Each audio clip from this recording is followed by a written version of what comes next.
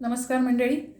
नाशिकच्या आयुश्री आयुर्वेदीय हॉस्पिटल आणि रिसर्च सेंटरमधून मी वैद्य राजश्री कुलकर्णी तुमचं पुन्हा एकदा स्वागत करते. हिवाळ्याची आरोग्याची काळजी याबद्दल आपण माहिती बघतोय. हिवाळा म्हणलं की अतिशय आल्हाददायक असा हा ऋतू असतो आणि ह्याच्यामध्ये मुख्य म्हणजे आजारपणं कमी येतात. आहाराची काळजी कशी घ्यावी याची माहिती बघत असताना भाज्यांकडे दुर्लक्ष करून आपल्याला चालणार नाही. हिवाळा म्हटलं की भाज्यांची भरपूर लयलूट असते.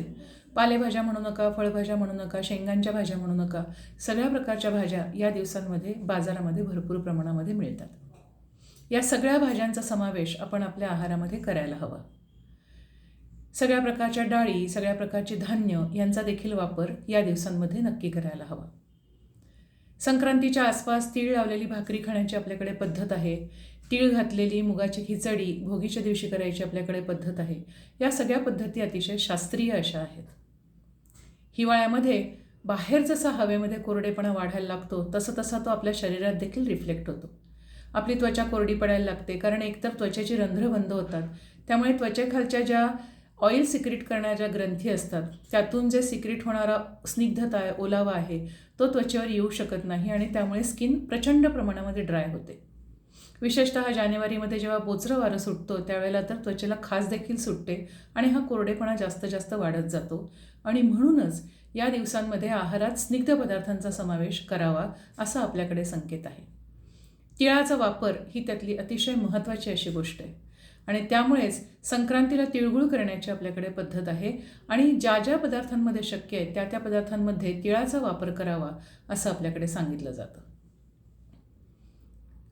अंगाला तिळाचं उठणं म्हणजे फक्त भाजलेले तीळ बारीक करून त्याची जी पावडर होईल ती लावून मग भोगीच्या दिवशी नहावं अशी एक आपल्याकडं पद्धत आहे. ती देखील याच दृष्टीने शास्त्रीय आहे की त्या तिळामधली जी स्निग्धता आहे, त्यातलं जे तेल आहे ते आपल्या त्वचेवर पसरतं आणि त्वचेचा जो कोरडेपणा आहे, जो ड्रायनेस आहे, तो ह्याच्याने कमी व्हायला मदत होते. आणि त्यामुळे तिळाचा वापर हा भाज्यांमध्ये कूट म्हणून किंवा भाकरीवर तीळ लावून, खिचडीमध्ये तीळ टाकून अशा विविध मार्गांनी आपण करायला हवा. तिळासोबत गूळ हा जेव्हा मिसळला जातो त्यावेळेला ही स्निग्धता अधिक वाढते आणि त्याला एक गोडवा येतो आणि म्हणून तिळगुळ संक्रांतीला खाण्याची पद्धत आहे. मग हे तीळ भाजून ते कुटले जातात किंवा भाजून तिळाचा वापर गुळाच्या पाकामध्ये टाकून त्याच्या वड्या बनवल्या जातात, लाडू बनवले जातात, अशा वेगळ्या वेगळ्या पद्धतीने केला जातो. पूर्वीच्या काळी आपल्या आजीच्या जमान्यामध्ये तिळावर साखरेचा पाक चुलीवर ठेवून चढवून हलवा बनवला जायचा. हा काटेरी हलवा देखील खाण्याची पद्धत त्यामुळेच रूढ झालेली आहे. तर अशा पद्धतीने ह्या तिळाचा वापर आपण करायला हवा. संक्रांतीला सुगडं पुजण्याची जी पद्धत आहे ती देखील ह्यासाठी शास्त्रीय आहे, कारण त्यामध्ये वापरल्या जाणाऱ्या ज्या भाज्या आहेत त्या आपण खाव्या असं अपेक्षित आहे.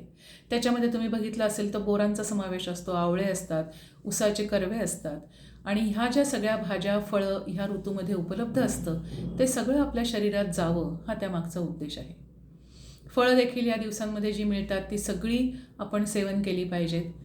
इन जनरलच सीझनल फ्रूट्स जी आहेत म्हणजे त्या त्या ऋतूमध्ये निर्माण होणारी जी फळं आहेत ती बाजारामध्ये नेहमी उपलब्ध असतात आणि त्यांचा वापर आपण केला तर आपलं स्वास्थ्य टिकण्याच्या दृष्टीने त्याचा आपल्याला फार चांगला उपयोग होतो. पुढच्या व्हिडिओमध्ये याबद्दल अधिक माहिती जाणून घेऊ. धन्यवाद.